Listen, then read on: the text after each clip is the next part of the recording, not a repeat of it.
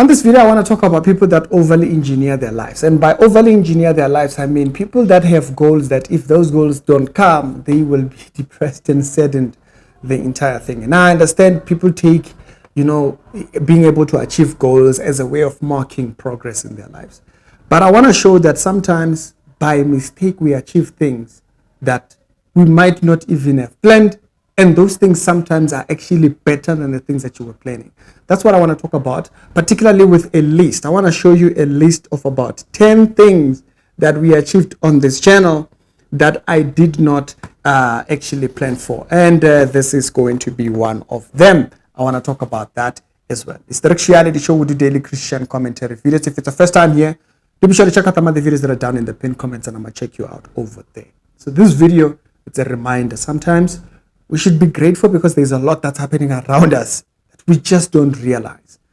I'm going to just list them first. Then I'll tell you, after I've listed them, how these things came to me by mistake. How I did not plan and how I could have not planned how these things came about. I'm going to just give you the first one. Guys, we hired someone on this channel. Okay? Yeah, no, that's a big one right there. Okay. We've hired someone, and I'm so glad because I have planned content. Yeah, you haven't seen much of the content that we were shooting together and stuff like that. I want him to be here so that he can go and learn things and then come back with better production. And so next year I want him to learn certain programs and stuff like that so that we can add something that I want to come as number 2. Which is better production value. Okay, I'm big on having cinematic scenes like you see right now. I don't like sloppy scenes. I am into thinking, and the person that we hired is a friend of mine from high school. We've both love the camera. We love camera, both of us. And so we were in high school together and stuff like that. He's been my assistant. Yes. So for the past 3 months we've been together, and so we're going to be planning out content going forward. But when I have to go somewhere, I know that I have someone who's shooting content of me, and so because I tend to be terrible at vlogging, and so he's going to be there. He does a good job. We've on the couple of times when we've gone out, he's already been shooting, and it shows the value that thing. So that's one achievement. It's one thing I never planned. I've never seen myself as a person who can employ someone. It happened by mistake. Okay, we were talking and I was like, you know what? Hey man, do you want to come? And that's it. That's how it came about. And so that's the one example that I'm going to give you of how these things actually end up happening. And I was going places and I was missing shooting certain content. And that's how I'm going to explain it a little bit later on. And so that's number 1. We hired somebody here to bring better production value. I'll explain the number 2 part with production value and the kind of things that we want to do later on. Number 3, okay? Number 3, we had Tabiso. Tabiso was pure example of something that just happened in the mix of things. And the reason why Tabiso's being here was such a big deal, it's because Tabiso then led to us having Palisa, and Palisa then led to us having, Palisa then led to us having Brother Mpumi, okay? And so that was purely accidental, but I'll explain for you how that accidental part actually happened. There was a huge chance of it not even happening. And then I'll also give an example of how Brother Muzi actually ended up here. Bazalwane, purely accidental. It's not something that I sat down and I planned. These are some of the things that I am talking about. These are some of the examples that are what I'm talking about. You don't plan things like that. But when they happen, you're like, how am I the one who's sitting here right now? And so that's number 3. An example of something that happens in the mix that we don't plan for, but it actually turns out to be something.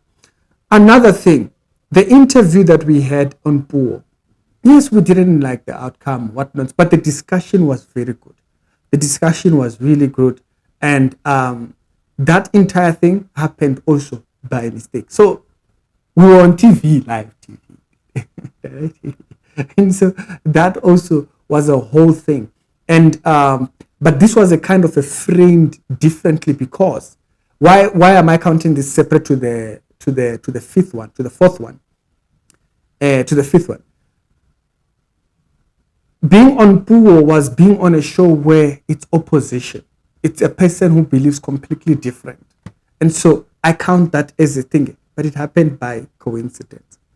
Now, the fifth one here that I'm going to put up is we shot 3 to 4 episodes with Ama Bishop. Okay? Yes. We were on 3 to 4 episodes. 3 of those episodes were our contributions. Even though Ama Bishop did not compensate us for our work around that, it's fine. Ama Bishop, Moja love. Next time when you call, maybe I'll miss your call. Okay? Yes. That's not cool what they did. But 3 to 4 of those episodes were purely my contribution. So I brought the research part of it and the episodes and the theme line around it. Although it didn't pan out exactly the theme line the way we were talking about it, but then, 3 of those episodes were our contribution. And so that's huge, that we suggested something that actually got done on television, and it was our idea. Okay, and so that's number 5 right there. So that's why I count this particular one separate to the Puo. Also happened coincidentally. When I explain for you how, you're going to sit to yourself and you'll realize what I'm saying when I say some of these things. You achieve things on the side that you could not have planned by yourself. Number 6, we recorded one of the biggest videos this year, unintentional. The biggest video we had was an Alf Lukau video, and I can't remember what the topic was because I scripted the video. It was at 200-something thousand views. The video that we recorded was Brother Tabiso's video, which still till date gets over 10,000 views monthly. And so the interview that we did with Brother Tabiso, which is at over 386,000 viewership right now, happened by coincidence, but I'll explain the coincidence also. And the short time we had to actually even execute that was something else. Number 6, oh my goodness, I was a cameraman, co-director, editor, and co-producer of a documentary.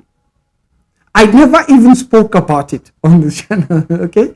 I never even spoke about it, but it happened around June. And so you might have seen a setup where I was with an Apple desktop in May. Yes, I was editing a documentary, which you can actually find on the Change Radio. That documentary, accidental. I was interviewing the king, Marco Song, of the Ndebele. Guys, I had all access at the event. All access. I could be anywhere. I went. It was just wild. But also it was a time for me to check, am I ready to doing editing at that level? And yeah, I still have the skills of thinking. I shot an entire background documentary of me editing the shots and explaining what shots am I adding what. I'm just lazy to edit it because it's a bit long. But I explain a lot of the shots and whatnot and the choices that I actually took. That happened coincidentally. I'll explain. Even how I even got there. It's so coincidental. Then, number 7. Bazalani, number 7 for me, it's an example of achieving things purely coincidentally. I was part of a Netflix campaign that was happening in South Africa. I'm talking about it now because they just recently sent us the patches. You guys might see me with military gear stuff. I play airsoft. Now they will play with BB guns and stuff like that. The highly powerful guns, not the toys that kids play with. The very, very powerful guns that can mess up your eye. And so these are the patches. The patches are coming through. Finally, we're getting the patches. So this Netflix documentary, this Netflix campaign was for Extraction. So around the time when Extraction was coming out, there was a huge campaign that Netflix pulled down here in South Africa. It was extremely successful. It was huge. Okay, and they wanted us to be part of it. I was one of the people there, and it happened by coincidence. How I was there happened by, and I'll explain for you how I ended up there. So you may actually realize that there is more to our life that God moves that we are not aware of, that we should be also aware of. Number 9, okay, before I go to thingy. Number 9, it's the YouTube plug. I know for you, we've been working hard and stuff like that. We've been putting in a lot of work into our content. And so this feels like, it's well deserved. But this also happened by mistake. This also happened by chance. There was a chance that I would not be here. But I want to explain that to you as well. The last point, this one was something that I had intended, but I had never got to do. White people do this camping when they go camping in the bushes. I did that this year. Around June, there was a camp that I went to. And the people that are in the Netflix thingy, the people that got me to the Netflix are the people that got me to this camping thing. Camping is expensive. If you know camping is very expensive and stuff. And so this was one of those things that we did this year. That was just like, how am I even here? And I didn't have so much cost because it's expensive to camp, but I didn't have so much cost because of how I actually landed there. Now, let me break down how these were accidental, which gives me so much joy to say, I'm glad for the things that God has achieved for us. So that's important. I switch. And it's accidental for me, but God achieves it for us to progress us to a certain direction that He wants us at. I'm going to start with the 100,000, right? With the 100,000 plaque. How did we get to 100,000? And what was the thing that was coincidental that would have made this channel not to be here? At the end of 2019, I had lost the channel, the previous one. It was wrong. It shouldn't have happened. But I didn't know that you could actually redeem. So we lost the channel at 17,000 subscribers. I did a video losing 17,000 subscribers. And people were there, oh yeah, that's what you get for being negative. And I was like, no. If I even say it in the video, the reason why I'm doing this video is because I have lost 17,000 subscribers getting here or growing to this level. But that's just a natural algorithm reason, right? I explained that. But I did that because that is the same number of people that I had lost on the previous channel. So that video had a meaning. And so at the ending of 2019, I was about to move back to the village. Yes. So there is a very huge chance that I would have not pursued this channel or this channel that we are here on right now, having 100,000. Okay. And as a matter of fact, let me add on that. The secondary income stream, it also comes because I kept up doing YouTube, which is the Facebook page. When the Facebook page came up, it was not something I took seriously. Zigo kept pushing me. Yeah, Zigo, the guy used to make videos, shout out, whatnot and stuff. Yeah, Zigo was the one who kept saying, Ricky, put your page up, put your content up, and stuff like that. And so I started focusing on it by coincidence. By the way, Bazalwani, the page was at 5,000 people in January. We had almost 200,000 by the end of the year. That's coincidental. It would have not happened had Zigo not pushed me. It would have not happened if Zigo had not pushed me. So the secondary income actually came coincidental. It had nothing to do with my plans. The 100,000 thingy that we are here now at 100,000, I would have not been here because I was about to move to the village. Now, why did I stay? I got a girlfriend. Okay? Yes, I got a girlfriend. She was distant. She was distant. She used to stay. I think she stays in Cape Town and stuff like that. And because now she was now in my life, I couldn't now go to the village, because now going to the village would mean that, low expectation for myself. Now let me stay in Joburg so that I can work hard, and because now there's a lady now. We had given up love. And so the 100,000 literally happened because I now had someone else that was in my life, that I now, there's now the future. Okay, let's work to have a better one. Okay, let's just not have a future, but have a better one. So it would have not happened. I would have not been here had that lady not been there. Purely, I would have not been here if she was not here. The plans were done. My sister was even about to raise me some money so that I can go back and do farming and stuff like that. My family has been into that. My auntie even used to do peri-peris. I had studied and researched where do you deliver the what, the produce, everything. And so that happened by coincidence. If the lady had not come, I would have not had a reason to stay, and I would have left. And so that shows you sometimes God moves things in our life that changes the trajectory of the things we are celebrating in the future. You see, so now we can celebrate 100,000, but we would have not been able to celebrate 100,000 had it not because of that. That's number one example of something that happens coincidentally because something else moved. Number two, the Netflix campaign. The Netflix campaign literally happened because of Grant and Paul, who are the guys who are behind Cough Airsoft. When you say Cough Airsoft, you might have seen it on that page there on Facebook. You can search Cough Airsoft, COF Airsoft. Cough Airsoft, they had known that I do social media stuff, that I do videos and stuff. So, and so they were like, hey, Ricky, he was looking for me because he was not sure if he had my number or what. So he kept looking for me. And one day I just happened to be on Facebook when his message popped up. Normally that particular group used to get a lot of messages, so you wouldn't be able to keep up and stuff like that. But on that day, I happened to look at the messages and he was like, guys, does anybody know where to find Ricky? Particularly. And so I was like, hey, I'm here. And he said, no, Ricky, come through.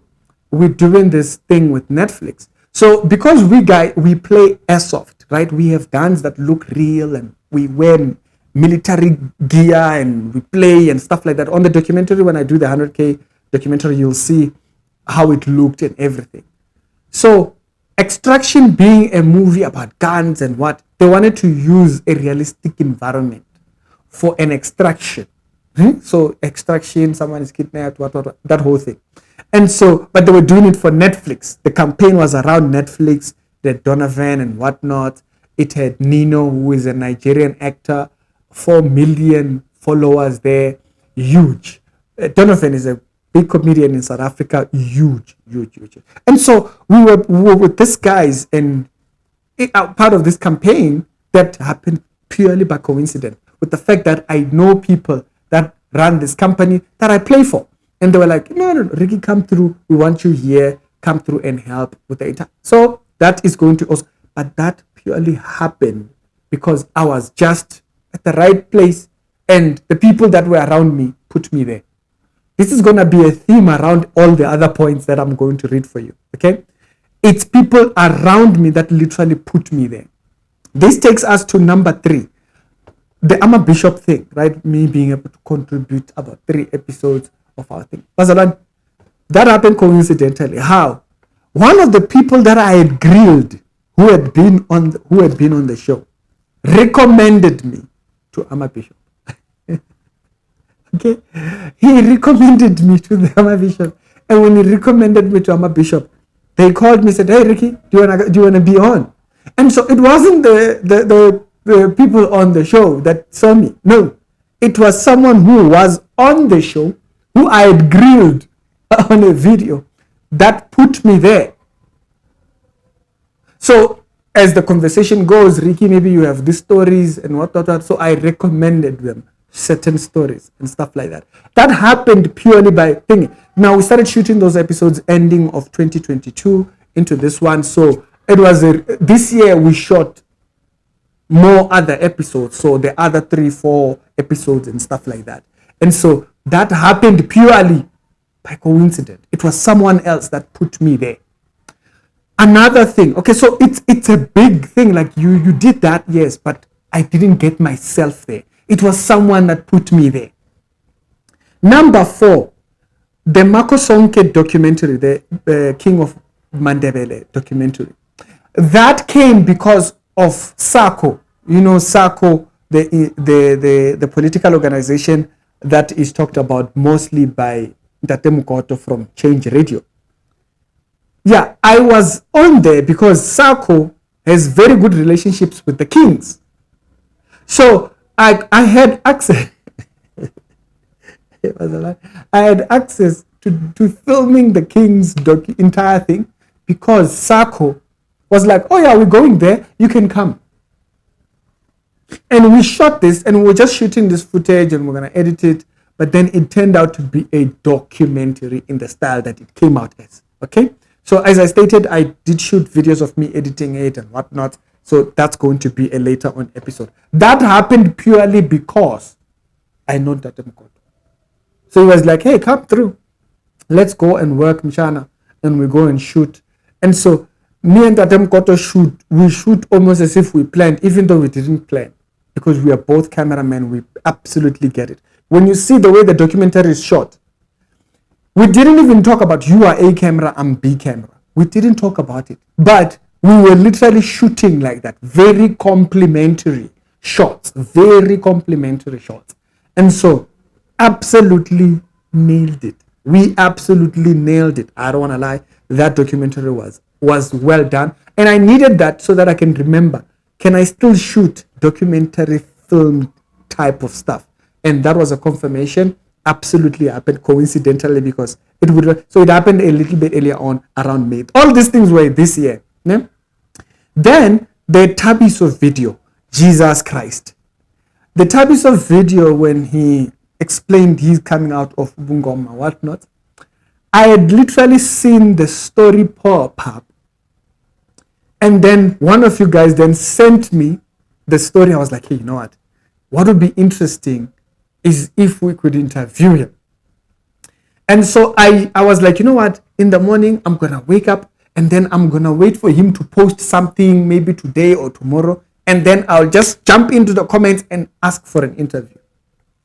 Basalani, I kid you not. That's when I literally went on Instagram, he had just posted. Within, I think, about 9 minutes after posting, I commented and he replied back. He added me as a friend. We started talking there. We exchanged numbers. Boom, the interview happened. Absolutely coincidentally, when I just went in on Instagram to check for him or to search for him, he had just posted like 9 minutes before. I commented and he said, I'll come. Oh no, yeah, let's do that. It's like, so that video literally happened. And then we talk about, you know what, let's pray. And then when we do the thing, we'll do it on Friday. It'll be, and then the video came out and it was a huge hit on the channel. So that was another thing that happened coincidentally. I was thinking, oh, no, let me just do it now. When I check, he's there, and then this takes us to the Palisa and the thingy. And so when Palisa's video tearing up Ipai came out, I asked him, Tabiso, do you still have Palisa's number? Because I might comment there, she might not see because they tend to get a lot of messages, right? So, but he said, no, don't worry, I'm on it. And so he contacted her and she was like, definitely, let's do it as soon as possible. And then we did that. And then it became a thing. She ended up landing a role. That happened because of that instant, that scenario I painted for you of me going on Insta. It would have not happened if I had not gotten in contact with Tabiso first. And so we did the interview. And then manager of Mpumi sees that video, and she asked us for our contacts, and then that interview also come out. We didn't plan that one as well. I didn't plan on having such an amazing conversation with him. Our video on TikTok is about 50,000 right now on TikTok. And our trailer on Facebook also almost 30 to 40,000. I can't remember exactly. But those videos, coincidentally, it just happened that we had talked to Palisa. Then Palisa gave them our number. And then that's that conversation. The one that just humbles me, it's Muzi, okay? Because Muzi, very humble man, by the way, guys. Muzi is absolutely one of the most humble people, you know? Because when we met the first time, Muzi was treating me there like he had known me forever. We were talking like we had known each other forever. People were asking me, like, how long have you known Muzi? I'm like, I'm literally meeting you for the first time, you know? And how does Muzi's interview come about? I had made a video commenting on Muzi's comment about, you know, how the church should be represented and appear and everything. And one of my friends says, oh, Ricky, I saw your video talking about Muzi. Oh, yes, it's an amazing man. Oh, yes. Oh, is it? Oh, yes. I can give you his number. Imagine. That's it. No, I'm not adding. I'm not sourcing it. There's no source. I've not added. So he literally says, yeah, I can give you his number. Oh, yeah, here's the number. Contact him. Tell him. And I'm like, so the interview happens because a friend of mine saw that I made a video with him. Okay. I didn't tell him I did a video. He saw the video. And then he was like, oh, yeah, I know him. I can give you his number. He gave me his number. And that's how that interview. And also on the 100,000 video, he's there as well. Okay. We didn't meet just once. You know, we kept talking and stuff like that. We had an entire discussion with Kumbero, with him. It was an amazing discussion. And so that video also, coincidentally, it's not something that I planned, like, oh yeah, I'm going to do this. Another one that was also the airsoft thingy, the airsoft camping, the weekend camping thing. I did mention camping is very expensive. And so if you're going to do it, you must be really pocketed, because, you know, you must buy the tents. The tents are costly, and there's grading in the tents and all those type of things. And by that weekend, it was also raining here and there. And so it needed to be a very good tent. And we're going to be there for the weekend. Bazalwani, on that weekend, I kid you not, I literally paid for my money for transport going. Nothing else. Nothing else. I didn't pay for the tent because I didn't have a tent. And so how did it happen? So at that company that I talked about, Cough Airsoft, you know, there you tend to build communities there. You know, you tend to meet people. Hey, you click. So I met this guy called Stefan, right? Stefan comes with his dad, and we were playing in the game, and we were playing alongside. He had this huge gun and stuff like that. And we were going around with, I think it's a Tommy gun. Was it a Tommy? No, it's not a Tommy gun. He had this huge gun. And so I'll show it in the documentary. And so we kept talking and chatting, and we were the youngest on that day when we went to that game. And so we talked a lot. We ended up like, hey, you know what? Let's exchange numbers, and when you are playing, we'll play the same games basically. And so we ended up having the camping trip that was coming June. It was the winter's game basically. And he was like, yeah, let's go. I'm like, hey man, I don't have camping gear. It's like, yeah, we have camping gear. We have extra gear, as a matter of fact. Don't worry, you're covered. I'm like, okay, so what are we doing on food? And they're like, no, don't do that. We're good. What are we doing? No, don't do that. Don't buy snacks. Don't buy nothing. You just come. It was a wild one for me. That, you know, it was something that I'd always wanted to do, camping. You know, you see white people doing it. You're like, hey, it's a very white thing. You're sleeping outside with a small little thing. Australians, we are used to brick and mortar. This was an amazing camping thingy. I absolutely loved it. And it happened purely because I happened to be at the games, on one of the games, and he was there. We had been on different games before together, but because there were so many people, we never got to talk. Because these games tend to have many people. You can get to the game and there's like 200 people, there's like 100 people, and so you might just end up talking to people that you know and not talk to everybody else. But on these games, because there wasn't so many people and we were the youngest, we ended up just talking together. And so that camping trip, which is something that I'd always wanted to do, ended up happening on the basis that I was just at a game where he happened to be there. So one of the things that I got that I had not planned for, and someone else put me there again. Another thing, the poor interview. The poor interview was supposed to have someone else there. But that person the same person who gave me the number of Brother Muzi, was the same person who was invited to come and do the show on Poor. And so he was like, no, it's Bob Popedi, by the way. And so Bob Popedi said, oh, Ricky, I'm not able to do so because I have some engagement that I have to do and it's like urgent.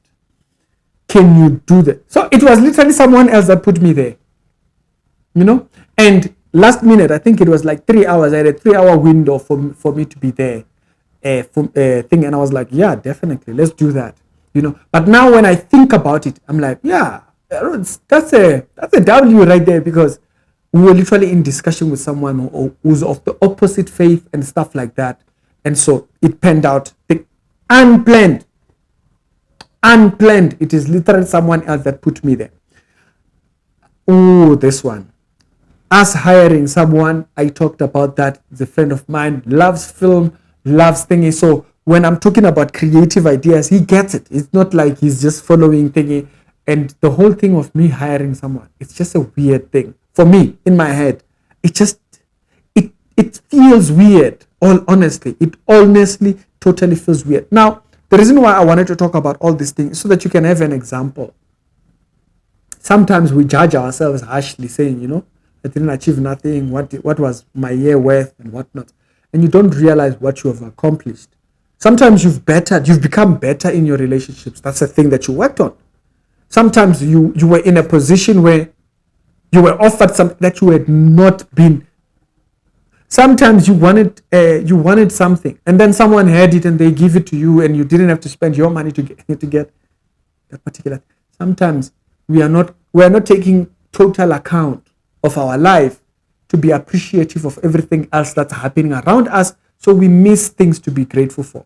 So I'm absolutely grateful for all these things, because none of these things I planned for. None of these I could have planned for.